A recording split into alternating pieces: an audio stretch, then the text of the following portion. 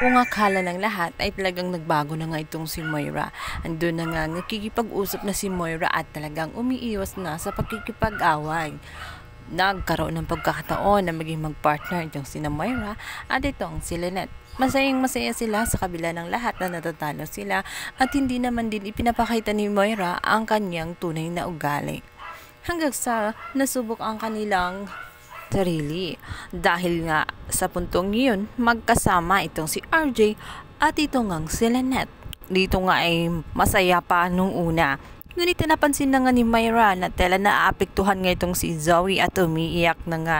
Hindi natin mawari kung masaya siya sa nang nangyari sa kanyang ina o naiinis siya dahil nakikita ni Zoe na magkasama ang kanyang daddy at itong si Lynette. Isang masakit na katotohanan na talagang mahal nila ang isa't isa at kitang-kita ito sa kanilang mga kilos. Inatis ni Moira ang kanyang sarili. Lumabis din ang tunay niyang kulay. Dito nga ang kanyang pagiging santita ay bilang nga siyang tinubuan ng sungay. Agad nga niyang sinugod itong si RJ habang hawak nga itong si Lynette. Kahit na laro lang naman ang lahat ay apektado pa rin siya sapagkat mahal pa rin niya itong si RJ at naaawas siya sa kalagayan ng kanyang anak na umiiyak. Masaya pa nung una na nakita nga ni Annalyn at ni Zoe na sa wakas ay nagkasundo na rin itong si Lynette at itong si Moira ang matagal nang pinapangarap nga ni Annalyn na sana dumating nga araw na magkabati ang kanilang mga ina at magkaroon na nga ng healing. Ito na nga ang inaantay nila. Subalit bigla namang lumitaw ang tunay na kulay ni Moira. Hindi talaga niya kayang magpakabait sa ngayon. Sa kabilang banda, dahil nga sa pagtanggi ni Giselle at hindi talaga niya ginawa ng aksyon, ang pakiusap nga ni Lutos na makausap ang kanyang anak. At payagan siya kahit pansamantala ay makausap lamang at makita ang kanyang anak sapagkat miss na nga niya ito. Nainis si Lutos dahil sa tuwing ngang may pinapagawa itong si Giselle kahit na ito'y bayad agad niya itong ginagawa. Ngunit isang kahilingan lang ng isang ina ay hindi naman pinagbigyan ni Giselle sapagkat natatakot din siya sa posibleng gawin ni Lutos.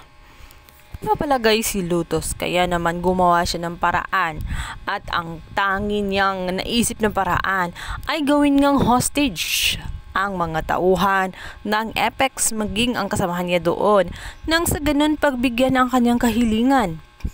Palihim nilang kinuha ang baril ng isang kasamahan na pulis at dito nga'y ginamit nga nito ni Lutos upang ipang takot nga sa mga naroon pati ang mga taga-Apex. Sinabi ni Lutos na sundin ang kanyang kahilingan. Tinawagan niya agad itong si Giselle. Hindi umano mangyayari yun. Kung pinabigyan siya ni Giselle, isa lang ang kanyang gusto na mangyari. Yun nga ay marinig ang boses ng kanyang anak. Gulat si Giselle, hindi niya sukat akalain na magagawa yun ni Lutos sa kanya. Buong akala niya ay mag-aantay lamang si Lutos dahil kumahanap lang naman siya ng tiyempo. Ngunit sa pagkakataong ngayon ay oras na nga na inooperahan ito ngang si Carla kaya hindi siya pwedeng makausap. Nanganganib ang buhay nila sapagkat sinabi nga ni Lutos na kapag hindi siya gumalaw mayroong isang mababawian ng buhay. Meron siyang isang papatayin. Kabilang banda dahil nga sa kagustuhan ni Justin na makatulong din sa kanyang ina. Dahil sa tingin niya ay nagigipit na nga itong si Giselle. May naisip siya na paraan at ito nga ay magpanggap bilang si Carla. Ngunit dahil sa ramdam ni Lutos at kilalang kilala ni Lutos ang boses ng kanyang anak, hindi siya maluloko. Kaya naman manganganib ngayon ang buhay nitong si Annalyn sapagkat siya pa ang napili nitong si Madam Lutos. Goodbye Annalyn na ba? Pangarap na ba ni Annalyn ay magwawakas na? Dahil wawakas na ito ni Madam Lutos, yan ang ating pakabangan sa lalong umiinit at tagpo na abot kamay ng pangarap. Thank you! Don't forget to subscribe. Thank you!